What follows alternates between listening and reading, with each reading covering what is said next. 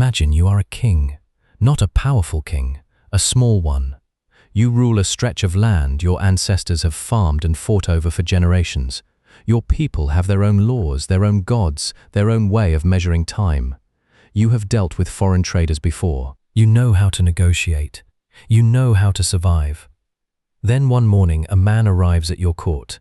He is pale, he is confident, and he is carrying a piece of paper. He tells you that if you sign it, you will receive protection, friendship, trade, perhaps a few rifles.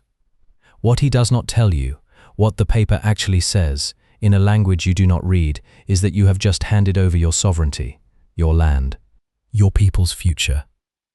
And by the time you find out, there are gunboats on the river and soldiers on the road, and the world you knew is gone. This is not a parable. This happened. It happened dozens of times across an entire continent within the span of roughly 30 years. Between the 1880s and the outbreak of the First World War, the nations of Europe carved up the African continent with a speed and thoroughness that still staggers the imagination. By 1914, roughly 90% of Africa was under European colonial control. Only two countries, Ethiopia and Liberia, remained formally independent. An entire continent of hundreds of millions of people, thousands of distinct cultures, dozens of major kingdoms and empires had been divided like a pie at a dinner table where Africans were not invited to sit. This is the story of the Scramble for Africa. It is a story about greed and ideology, about technology and timing, about the gap between what powerful nations said they believed and what they actually did. It is a story about the men who drew lines on maps in European capitals and the people who lived and died on the other side of those lines. And it is a story whose consequences we are still living with today, in borders that make no geographic sense, in conflicts that trace back to colonial decisions, in the deep and unresolved question of what the world owes to those it once consumed. To understand how this happened, we need to go back, not just to the 1880s, but further. Because the Scramble for Africa did not come from nowhere. It was the product of centuries of contact, exploitation, and a very particular moment in European history when everything came together at once. Europe had been involved with Africa for a long time before the Scramble began. The Portuguese had established trading posts along the West African coast in the 1400s. The transatlantic slave trade, which reached its horrific peak in the 17th and 18th centuries, had already transformed parts of the continent, fueling wars, depopulating regions, enriching coastal kingdoms that participated in the trade and devastating those that did not. By the early 19th century, somewhere between 10 and 12 million Africans had been forcibly transported to the Americas. The human cost of that system is almost impossible to fully calculate. But here is something important to understand. Even after centuries of coastal contact, Europeans in 1800 knew very little about the interior of Africa. The continent's geography, its rivers, its diseases, its terrain, had kept outsiders at bay. The great rivers like the Congo and the Niger, which might have served as highways into the interior, were blocked by rapids and waterfalls near the coast. Malaria and other tropical diseases killed European visitors at catastrophic rates. Africa was sometimes called the white man's grave, not as a metaphor but as a literal description of what happened to Europeans who ventured too far inland. So for most of the early 19th century, European presence in Africa was largely confined to the coasts, trading posts, missionary stations, and a few settler colonies. The British had the Cape Colony at the southern tip of the continent, taken from the Dutch during the Napoleonic Wars. The French had begun their conquest of Algeria in 1830, a brutal campaign that would drag on for decades. The Portuguese clung to their old coastal territories in Angola and Mozambique. But the vast interior, the forests, the savannas, the Great Lakes, the river systems, remained largely outside European control. Then in the second half of the 19th century, three things changed. And when they changed together, they changed everything. The first was medicine. Specifically, the discovery that quinine, derived from the bark of the cinchona tree, could suppress malaria. European explorers and soldiers had known about quinine for some time, but it was only in the 1850s and 1860s that it became widely used as a prophylactic. The effect was dramatic. Mortality rates among Europeans in West Africa dropped sharply. Suddenly, the interior of the continent was no longer a death sentence. It was an opportunity. The second was technology. The Industrial Revolution had given European nations weapons that created an enormous military gap between themselves and almost everyone else on Earth.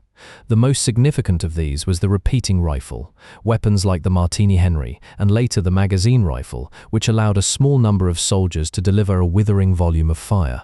And then there was the Maxim gun, invented in 1884, the world's first fully automatic machine gun. One man, one weapon, could fire hundreds of rounds per minute. The military implications were devastating. As the British poet Hilaire Belloc later wrote, with bitter irony, "Whatever happens, we have got the Maxim gun, and they have not." The third change was economic. By the 1870s, Europe was in the grip of what historians call the Long Depression, a prolonged economic downturn following a financial crisis in 1873. Industrial production had outpaced domestic demand. European manufacturers needed new markets for their goods. European investors needed new places to put their capital. And European politicians facing restless populations at home needed distractions, achievements they could point to, flags they could plant, maps they could color in. Africa, suddenly accessible and apparently undefended, looked like the answer to all of these problems at once. Now add to this mixture one more ingredient: ideology. Because the scramble for Africa was not just driven by economics and technology, it was driven by a set of ideas, sincerely held by many, cynically deployed by others, that made the whole enterprise feel not just profitable but righteous. The dominant ideology was a particular version of European civilization as the pinnacle of human development, and the belief that it was both the right and the duty of European nations to spread that civilization to the rest of the world. This was often framed in the language of Christianity, bringing the gospel to heathen peoples. It was framed in the language of humanitarianism, ending the Arab slave trade that still operated in East and Central Africa. And it was framed in the language of progress, building roads, schools, courts, and order in places that Europeans characterized as chaotic and backward. There was a phrase that captured this ideology perfectly: the civilizing mission. In French, it was called the mission civilisatrice. In English, Rudyard Kipling would later call it the white man's burden. The idea was that colonialism was not conquest, it was a gift. Europeans were not taking Africa for themselves. They were lifting Africa up. This was, to be direct about it, a rationalization. It was the story colonizers told themselves to justify what they were doing. The reality of colonial rule, the forced labor, the land seizures, the dismantling of African political structures, the violence used to enforce compliance, bore almost no resemblance to the civilizing mission as advertised. But the ideology was real in the sense that many people believed it, and it shaped how colonialism was practiced and defended. It also created a particular kind of blindness. European observers looking at African societies in the 19th century often failed or refused to see what was actually there. They saw tribes where there were kingdoms. They saw savagery where there were sophisticated legal and political systems. They saw empty land where there were people who had farmed and governed that land for generations. This was not always ignorance. Sometimes it was deliberate. It is much easier to take something from someone if you have first convinced yourself that they were not really using it. By the late 1870s, the conditions for the scramble were in place. What was needed was a trigger, something to set the competition in motion. And it arrived, as so many historical turning points do, in the form of one man's ambition. His name was King Leopold II of Belgium, and he is, by any reasonable measure, one of the most consequential and catastrophic figures in the history of colonialism. Leopold was the constitutional monarch of a small, prosperous country that had no colonial tradition and no particular strategic interest in overseas empire. But Leopold himself was obsessed with the idea of a colony. He had studied colonial ventures around the world. He had tried and failed to acquire territory in various parts of Asia and the Pacific, and when he turned his attention to Africa, he settled on the Congo Basin, a vast, largely unmapped region in the heart of the continent, drained by the Congo River and its tributaries, covered in dense rainforest, and inhabited by millions of people. Leopold moved with extraordinary cunning. He understood that he could not simply claim the Congo. The other European powers would never allow one nation to seize such a vast prize without competition. So he disguised his ambitions behind a humanitarian facade. In 1876, he convened an international conference in Brussels, inviting geographers, explorers, and philanthropists. The stated purpose was to coordinate efforts to end the Arab slave trade and open Central Africa to civilization and commerce. Leopold positioned himself as a philanthropist, a man of peace, a benefactor of humanity. He then hired Henry Morton Stanley, the famous Welsh-American explorer who had recently traversed the Congo River, to travel to the region and negotiate treaties with local chiefs. These treaties, as we have already seen, were instruments of deception. The chiefs who signed them believed they were entering trade agreements or alliances. They were actually, in the legal language of European international law, ceding sovereignty over their territories to Leopold personally. Yes, personally, not to Belgium. To Leopold himself. He called his new possession the Congo Free State, and it was, in the most literal sense, his private property. He was its absolute ruler, its sole owner, its law. And what he did with it, what his agents did in his name, would eventually shock even the colonial powers of Europe. But that comes later. First, Leopold's maneuvers in the Congo triggered exactly the competitive panic he had hoped to avoid, or perhaps in his more cynical moments hoped to exploit. The French were watching. They had their own explorer in the region, Pierre Savognin de Brazza, an Italian-born French naval officer who had been traveling through the Congo basin. When news of Stanley's treaty-making reached Paris, the French government moved quickly to ratify de Brazza's own agreements with local chiefs, securing what would become French Congo, directly across the river from Leopold's territory. The Portuguese, who had old historical claims to the mouth of the Congo, were alarmed. The British, who had vast commercial interests in West Africa, were watching nervously, and the Germans, newly unified under Bismarck after their victory in the Franco-Prussian War of 1870-71, were beginning to think seriously about colonies for the first time. In 1884, the German Chancellor Otto von Bismarck made a series of rapid colonial moves that accelerated the scramble dramatically. Within a few months, Germany claimed Southwest Africa, Togoland, Cameroon, and German East Africa. These were not the result of years of careful planning. They were opportunistic grabs, partly driven by domestic political pressure, partly by Bismarck's desire to use colonial rivalry to manage his relationships with France and Britain. The pace of European acquisition was now accelerating dangerously. Multiple powers were making overlapping claims. There were no agreed rules. The risk of a serious conflict between European nations, a war over Africa, was real and growing. This is what brought the major powers to Berlin in the autumn of 1884. The Berlin Conference, sometimes called the Congo Conference, ran from November 1884 to February 1885. It was convened by Bismarck and attended by representatives of 14 European nations, plus the United States. Its stated purpose was to regulate the competition for Africa and prevent war between the colonial powers. What it actually did was formalize the partition of a continent that belonged to none of the people in the room. Not a single African leader, not a single African representative was present at Berlin. The continent's fate was decided entirely by outsiders. This is not a small detail. It is the central fact of the Berlin Conference, and it is worth sitting with for a moment. Hundreds of millions of people, thousands of years of history, dozens of major civilizations and political systems, and not one voice in the room. The conference established several key principles.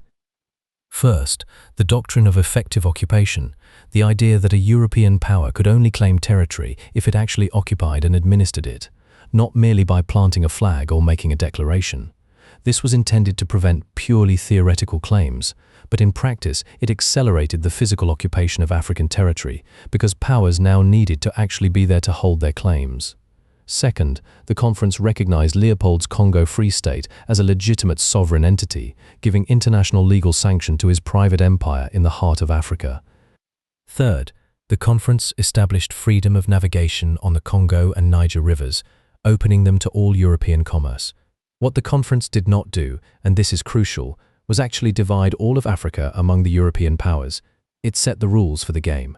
The game itself was still to be played, and over the next 2 decades, it was played with extraordinary speed and ruthlessness.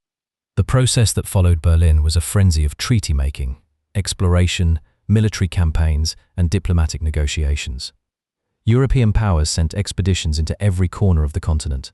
They negotiated with each other over borders, sometimes following rivers or mountain ranges, more often simply drawing straight lines on maps that corresponded to nothing on the ground.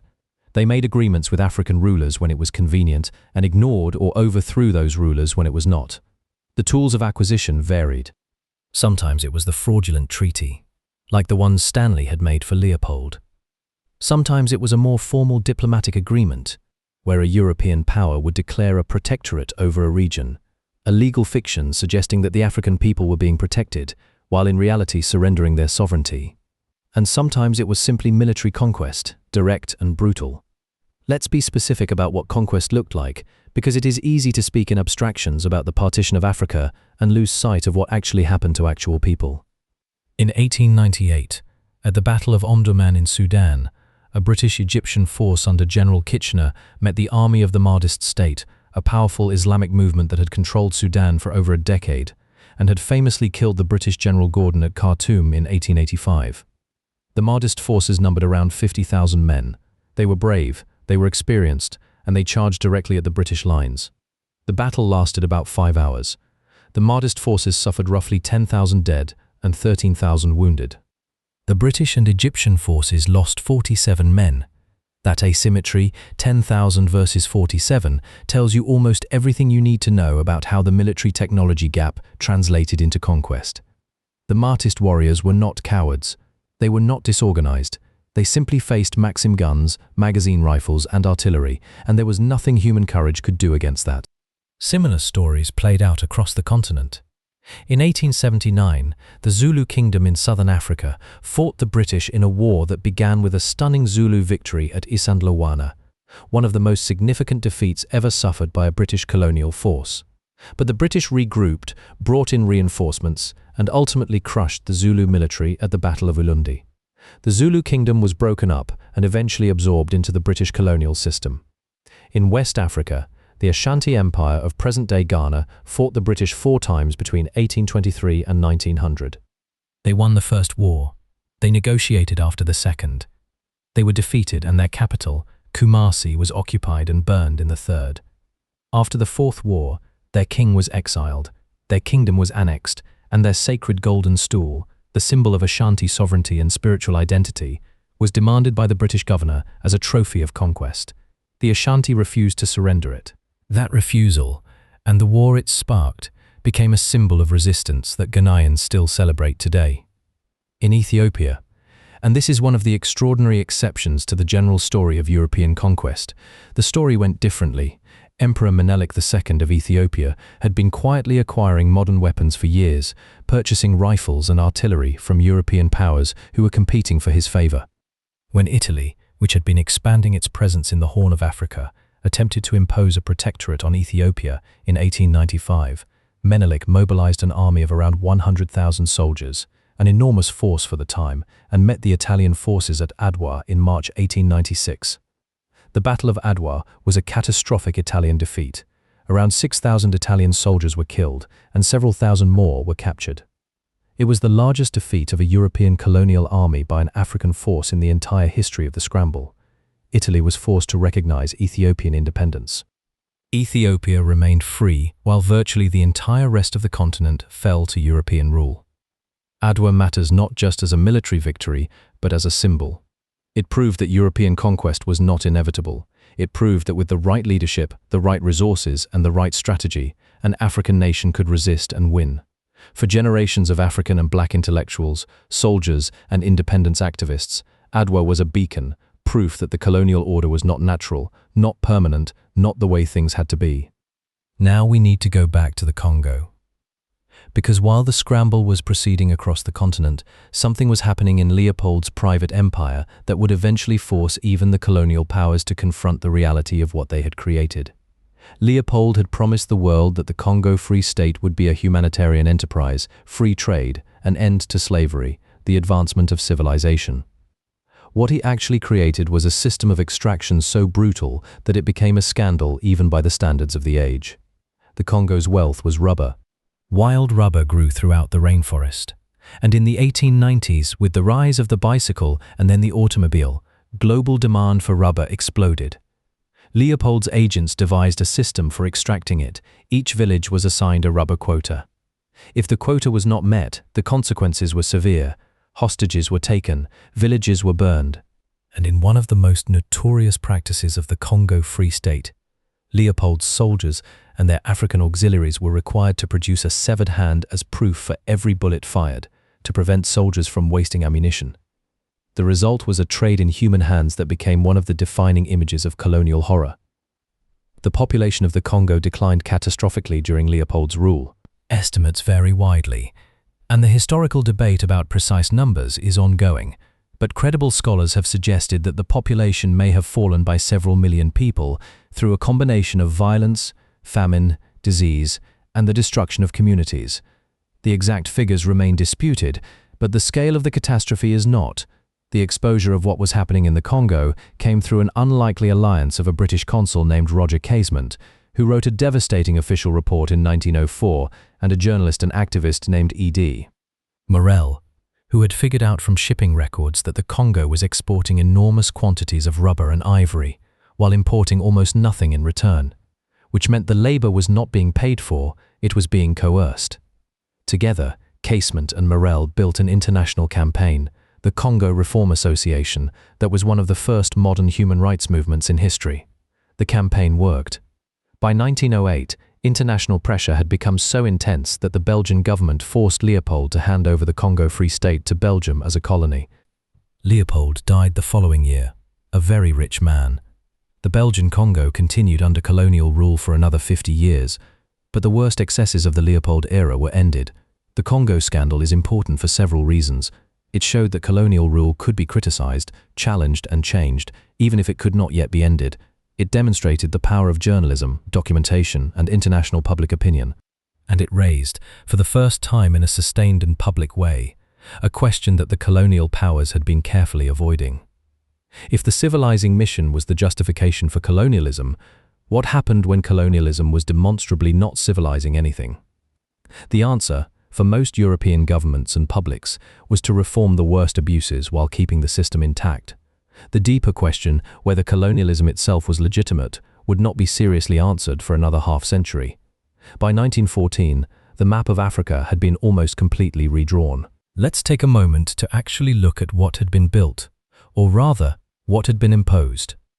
The British Empire held the largest share, Egypt and Sudan in the northeast, British East Africa, which would become Kenya and Uganda, Rhodesia, named after the arch-imperialist Cecil Rhodes, the Cape Colony and Natal in the south, Nigeria, Gold Coast, Sierra Leone, and Gambia in the west, and several other territories.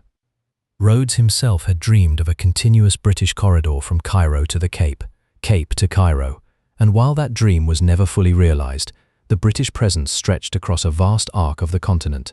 The French held the largest contiguous territory, a huge swath of West and Central Africa, plus Madagascar and parts of North Africa. French West Africa alone was larger than the continental United States. The Germans held 4 territories, Southwest Africa, East Africa, Togoland, and Cameroon. The Belgians held the Congo. The Portuguese held Angola and Mozambique, plus smaller territories. The Italians held Libya and Eritrea, and were nursing their wounds from Adwa. The Spanish held small territories in the northwest. Now look at the borders of these territories. Look at where the lines fall. They cut through ethnic groups, through river systems, through mountain ranges, through trade networks that had existed for centuries. They lump together peoples who had been enemies. They divide peoples who had been unified. The borders were drawn, overwhelmingly, not to reflect the human geography of Africa, but to reflect the outcomes of European negotiations, where one power's sphere of influence ended and another's began. This is not a minor administrative detail. These borders, or borders derived from them, are still the borders of African nations today. When African countries became independent in the 1950s and 1960s, they largely inherited the colonial boundaries, partly because redrawing them would have opened a Pandora's box of territorial disputes, and partly because the Organization of African Unity, founded in 1963, made the preservation of colonial borders a founding principle, precisely to prevent endless wars over territory. The result is that the colonial partition of Africa is not just history, it is geography, it is politics. It is the map that people live inside today. Let's talk about what colonial rule actually meant for the people living under it, because it is easy to focus on the diplomacy and the borders and lose sight of the human experience. Colonial administration varied enormously from one territory to another, from one period to another, from one colonial power to another. but certain patterns were nearly universal. Land was taken. In settler colonies, South Africa, Rhodesia, Kenya, Algeria, large amounts of fertile land were seized from African farmers and given to European settlers. African people were pushed onto reserves, smaller, less fertile areas, or forced to work on European farms and plantations. The loss of land was not just an economic catastrophe. Land in most African societies was not simply property, it was identity, ancestry, community. To lose your land was to lose your place in the world. Labor was extracted. Colonial economies were built on African labor, and that labor was often coerced. Hut taxes and poll taxes, taxes that had to be paid in cash, forced African men into wage labor, because cash could only be earned by working for colonial enterprises, mines, plantations, railways, construction projects. In some territories, outright forced labor was used for public works. In the Congo, as we have seen, the system was even more extreme. Political authority was dismantled or co-opted. Some African rulers were deposed and exiled. Others were kept in place but stripped of real power, becoming instruments of colonial administration, what the British called indirect rule. The effect was to hollow out African political institutions, to break the connection between rulers and ruled, and to insert colonial authority at every level of governance. Education was transformed. Colonial schools, run by missionaries or by colonial governments, taught in European languages, with European curricula, oriented toward producing clerks and administrators for the colonial system. African languages, histories, and knowledge systems were marginalized or actively suppressed. The educated African was supposed to become, in the famous phrase, European in all but color. And yet, and this is crucial, the colonial project never fully succeeded in erasing what it tried to erase. African cultures survived, adapted, and resisted. African religions persisted alongside Christianity and Islam. African languages endured. African political traditions went underground and re-emerged. The human capacity for cultural survival is remarkable, and the history of colonial Africa is not only a history of what was done to African people, it is also a history of how African people responded, adapted, organized, and ultimately fought back. The resistance to colonial rule began almost as soon as colonial rule began. It took many forms: armed rebellion, passive non-compliance, religious movements, labor strikes, legal challenges, and eventually organized political nationalism. Some of the most dramatic resistance came in the early years of colonial conquest. In German East Africa, the Maji-Maji Rebellion of 1905 to 1907 was a massive uprising against German colonial rule, involving dozens of different ethnic groups united by a charismatic religious movement. The German response was brutal. A scorched earth campaign that destroyed crops and caused a famine that killed, by some estimates, between 200,000 and 300,000 people. The rebellion was crushed, but it shook the German colonial administration and forced reforms. In southwest Africa, present-day Namibia, the Herero and Nama peoples rose against German rule in 1904. The German response was a campaign of extermination. General Lothar von Trotha issued what became known as the Vernichtungsbefehl, the extermination order, commanding that the Herero be driven into the desert to die. Tens of thousands of people perished. Historians widely describe this as the first genocide of the 20th century. Germany formally acknowledged this as a genocide in 2021, over a century later. These are not isolated incidents. They are part of a pattern.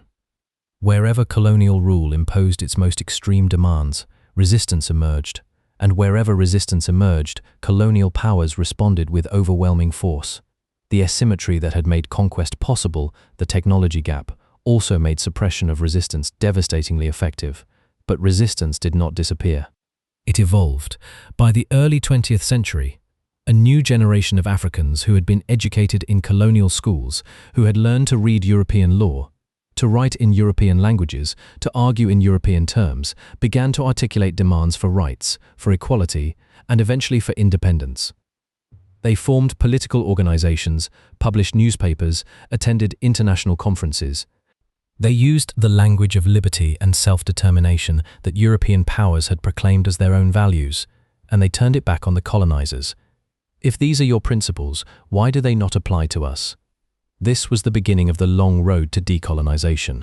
It would take another half-century and another world war, an enormous sacrifice, before it reached its destination. But the seeds were planted in the colonial period itself by the very people the colonial system had tried to reshape. There is one more figure we need to spend time with, because no account of the scramble for Africa is complete without him, and because he represents something important about the ideology and the ambition of the age: Cecil John Rhodes. Born in England in 1853, the son of a vicar, came to South Africa as a young man for his health, got rich in the diamond fields of Kimberley, got richer in gold, founded De Beers Consolidated Mines, which would eventually control the global diamond market, became Prime Minister of the Cape Colony, and dreamed, genuinely, passionately, obsessively dreamed, of a British Empire that would cover as much of the world as possible. Rhodes believed, with the conviction of a man who has never seriously been challenged, that the British were the finest race in the world, and that the expansion of British power was the expansion of civilization itself. He was not subtle about this. He wrote it down. He said it in speeches. He organized his entire life around it. He used his fortune to push British influence northward from the Cape, creating the territories that would bear his name: Rhodesia, now Zimbabwe and Zambia. He used political pressure and private armies to dispossess African peoples of their land. He was implicated in a disastrous attempt to overthrow the Boer government of the Transvaal, the Jameson Raid of 1895, which helped set the stage for the Anglo-Boer War that began in 1899. Rhodes died in 1902 at 48, before the war ended. He left his fortune to fund the Rhodes Scholarships, still awarded today, to bring promising young men from around the world to Oxford, with the explicit original purpose of training future leaders of the British Empire. Rhodes is a useful figure to end on, not because he was uniquely evil. By the standards of his time and class, he was not unusual, but because he embodied the scramble so completely. The hunger for land, the racial ideology, the genuine belief in a civilizing mission, the personal ambition disguised as imperial purpose, the vast wealth extracted from African labor and African soil, the monuments and institutions that outlasted him, the long shadow he cast. His statue at the University of Cape Town became a focal point for the Rhodes Must Fall movement in 2015, which spread to Oxford and sparked a global conversation about colonial memory, public monuments, and the question of how societies reckon with their histories. That debate, still ongoing, is one more thread connecting the scramble for Africa to the present. So what do we take from all of this? What is the legacy of the scramble for Africa, and why does it still matter? The first and most obvious legacy is the borders. As we have discussed, the colonial partition drew lines across Africa that divided peoples, ignored geography, and created states with no organic unity.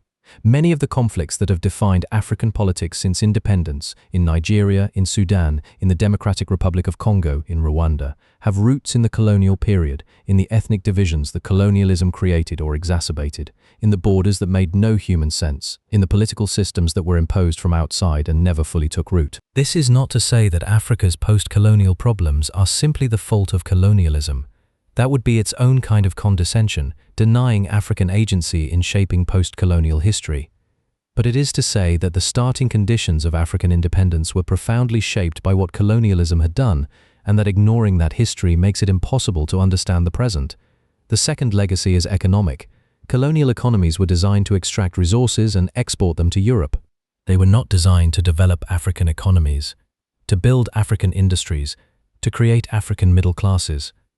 The infrastructure that colonialism built, railways, ports, telegraph lines, was oriented toward extraction, not development. African labor and African resources enriched European economies for decades. The question of whether and how that wealth should be accounted for is one of the live debates in international economics and politics today. The third legacy is psychological and cultural, harder to measure, but real. Colonialism did not just take land and labor. It attacked identity. It told African people, in 1,000 explicit and implicit ways, that their cultures were inferior, their history was insignificant, their languages were inadequate, their governance was primitive. The work of recovering from that, of rebuilding a sense of history and identity and worth, has been one of the great intellectual and cultural projects of the 20th and 21st centuries. African literature, African philosophy, African historiography, the entire field of what is sometimes called the African Renaissance, is in part a response to what colonialism tried to do to African self-understanding. The fourth legacy is global. The scramble for Africa was not just an African story, it was a turning point in the history of globalization, of capitalism, of international law, of human rights.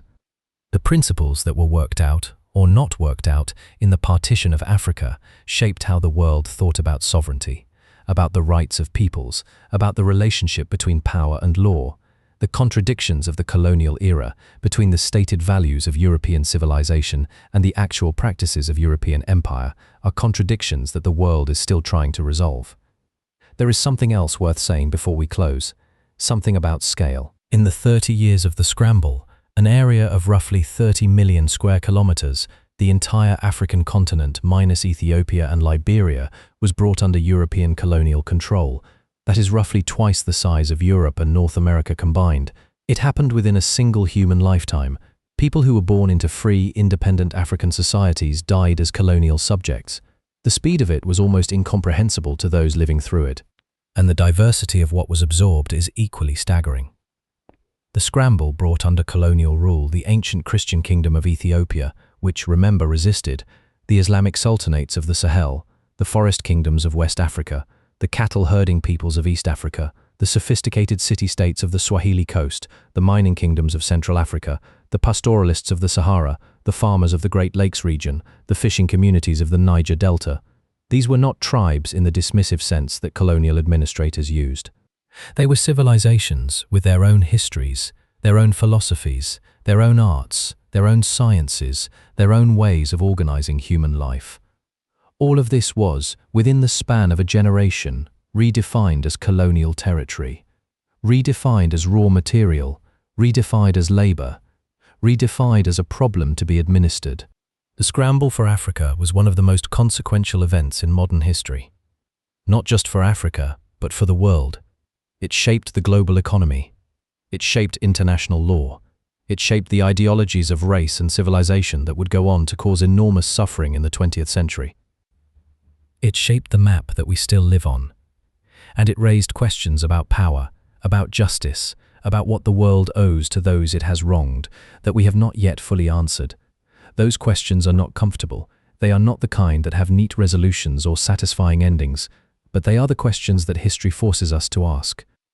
And the first step toward asking them seriously is understanding what actually happened in the conference rooms of Berlin, on the banks of the Congo, at the Battle of Adwa, in the villages where men signed papers they could not read and lost worlds they could not recover. That is what this story has tried to give you. Not just dates and names and borders, but the human reality behind them. The kings who lost their kingdoms, the soldiers who died on both sides of battles that were never fair, the activists who built the first human rights movements out of moral outrage and stubborn hope, the thinkers and writers and leaders who refused to accept that the colonial story was the final word on what Africa was or could be. History is not just what happened, it is what we make of what happened, and the history of the scramble for Africa, understood fully, with clear eyes, is one of the most important stories we can tell ourselves about how the modern world was made and what it might still become. If this story made you think, if it changed how you see a map, or a headline, or a border, then share it with someone who might feel the same. History like this deserves to be heard widely, not just by people who already love history. Leave a comment below and tell me, which part of this story surprised you most? Was it the speed of the partition? The Berlin Conference? The Battle of Adwa? The Congo?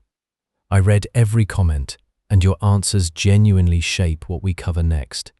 If you want to go deeper, the next video on this channel looks at what happened after, the long road from colonial rule to independence, the extraordinary leaders who drove it, and the moment in the 1950s and 1960s when the map of Africa was redrawn again, this time by Africans. It is a story of brilliance, tragedy, hope, and hard-won freedom. You do not want to miss it. Subscribe if you have not already. And thank you, genuinely, for spending this time with history that matters. But before we reach that ending, before the flags come down and the independence anthems are sung, there is more of the colonial story that needs to be told. Because the scramble for Africa was not a single event with a clean conclusion. It was a process that unfolded over decades, and in certain corners of the continent, the struggle over who owned Africa, who governed it, and who would die for it, played out in ways that reveal the full complexity of what colonialism actually was. We have talked about conquest, We have talked about resistance. Now let us talk about what happened in between the long, grinding middle period of colonial rule, when the initial violence of conquest had subsided and the machinery of empire settled into something more mundane, more bureaucratic, and in many ways more insidious. Colonial administration, at its most basic level, was a problem of numbers. There were never enough Europeans to actually govern Africa directly. The continent was too large, the populations too numerous, the distances too vast. A district officer in British Nigeria might be responsible for an area the size of a small European country, with a staff of a handful of clerks and a small contingent of African soldiers. A French administrator in the Sahel might travel for weeks to reach the most distant villages in his territory. This practical reality shaped how colonial rule actually worked. The British, as mentioned earlier, developed what they called indirect rule, a system associated most closely with the administrator Frederick Lugard, who applied it in Nigeria. The idea was to govern through existing African authorities wherever possible, traditional rulers, chiefs, emirs. These figures were kept in place, given salaries and limited powers, and used to collect taxes and maintain order on behalf of the colonial government. It was cheaper, it was more stable, and it avoided the chaos of trying to replace every layer of African governance with European personnel. But indirect rule came with its own distortions. When the British could not find a traditional authority to work with, they sometimes invented one, appointing a man as chief of a community that had never had chiefs, or recognizing one faction in a complex political system as the legitimate authority while ignoring others. The effect was to freeze African political structures in place, to prevent the organic evolution that every political system undergoes, and to create new hierarchies and resentments that would outlast colonial rule itself. The French took a different approach, at least in theory. French colonial ideology was built around the concept of assimilation, the idea that Africans could, through education and cultural transformation, become French. The most accomplished Africans could theoretically become French citizens, with full rights. In practice, the bar for assimilation was set impossibly high, and the vast majority of people in French colonies remained subjects rather than citizens, with no political rights and subject to the indigenate, a separate legal code that allowed colonial administrators to punish Africans for vague offences like disrespect or insubordination without any judicial process. The gap between the stated ideals of French colonial policy and its actual practice was enormous. But it produced something unexpected. A generation of African intellectuals who took French republican ideals seriously, who demanded that France live up to its own stated values, and who would eventually use those values as weapons in the struggle for independence. Men like Léopold Sédar Senghor of Senegal, who became one of the greatest French-language poets of the 20th century and the first president of independent Senegal, or Félix Houphouët-Boigny of Côte d'Ivoire, who sat in the French National Assembly before leading his country to independence. The colonizers had given them a language and an ideology, and they used both with devastating effect. The economic dimension of colonial rule deserves more attention than it usually receives, because it was not simply a matter of extraction in the crude sense, ships loading up with ivory and rubber and sailing back to Europe. Colonial economies were complex, and their effects on African societies were profound and lasting. The introduction of cash crop agriculture transformed African farming across the continent. In West Africa, groundnuts and cocoa became dominant crops, replacing subsistence farming across large areas. In East Africa, cotton was imposed on peasant farmers in Uganda and elsewhere, sometimes by force. In Southern Africa, the mining economy, diamonds in Kimberley, gold on the Witwatersrand, created enormous demand for labor that was met through a system of migrant work, pulling men away from their communities for months or years at a time. These economic transformations created new forms of wealth and new forms of poverty. Some African merchants and farmers prospered within the colonial economy. Cocoa farmers in the Gold Coast, for example, developed a thriving smallholder economy that made the colony one of the wealthiest in British Africa by the early 20th century. But the overall structure of colonial economics was designed to benefit the metropole, the home country, and the terms of trade were consistently unfavorable to African producers. There is a concept that economists call the resource curse, the observation that countries with abundant natural resources often struggle with poverty, conflict, and poor governance, partly because resource wealth creates incentives for elite capture and undermines the development of broader economic institutions. The colonial period contributed significantly to this dynamic in Africa by establishing economies built around resource extraction rather than diversified development, and by ensuring that the profits of extraction flowed outward rather than being reinvested in African societies. This is not ancient history. The structure of many African economies today, heavily dependent on commodity exports, vulnerable to global price fluctuations, with limited industrial capacity, reflects patterns that were established or reinforced during the colonial period. Understanding this does not mean that colonialism is the only explanation for Africa's economic challenges or that African nations have no agency in shaping their own economic futures. But it does mean that the starting point matters, and the starting point was shaped by the Scramble. There is one more dimension of the colonial story that we have not yet fully explored, and it is perhaps the most intimate: the encounter between African and European peoples at the level of daily life. Not the diplomats in Berlin, not the generals at Omdurman, but the missionary and the village elder, the district officer and the farmer, the trader and the craftsman, the teacher and the student. These encounters were complicated. They were not simply stories of oppressor and victim, though oppression was real and pervasive. They were also stories of curiosity, exchange, misunderstanding, adaptation, and sometimes genuine human connection across enormous cultural divides. African people were not passive recipients of colonial culture. They selected from what was offered, adapted what they adopted, and transformed what they received. Christianity, for example, spread rapidly across Africa during the colonial period. But African Christianity quickly developed its own forms, its own theologies, its own practices, often blending with existing spiritual traditions in ways that European missionaries found alarming and that African believers found entirely natural. The independent African church movements that emerged in the late 19th and early 20th centuries were, among other things, assertions of African agency in the religious sphere, the insistence that Africans could interpret the gospel for themselves without European intermediaries. Similarly, African artists absorbed European techniques and materials and used them to create something entirely new. African writers learned European languages and then wrote in those languages about African experiences, African histories, African identities, creating literary traditions that would eventually produce Nobel laureates and reshape world literature. The colonial encounter was a collision, but collisions create new things as well as destroying old ones. This does not soften the violence or justify the exploitation. It simply insists on the full humanity of the people who lived through the colonial period, their creativity, their resilience, their capacity to make meaning and beauty even in conditions of profound injustice. And then there is the question of what the Scramble for Africa did to Europe itself. This is less often asked, but it matters. The colonial project did not leave the colonizers unchanged. It required them to maintain, at home and abroad, a set of racial ideas that had consequences far beyond Africa. The ideology that justified colonial conquest, the belief in a hierarchy of races, with Europeans at the top, was not confined to the colonies. It shaped European domestic politics, European science, European culture. The pseudo-scientific racism that flourished in the late 19th and early 20th centuries was deeply entangled with the colonial project. The ideas that were used to justify taking African land and African labor were the same ideas that would, in a different context and with different targets, fuel the catastrophes of the 20th century.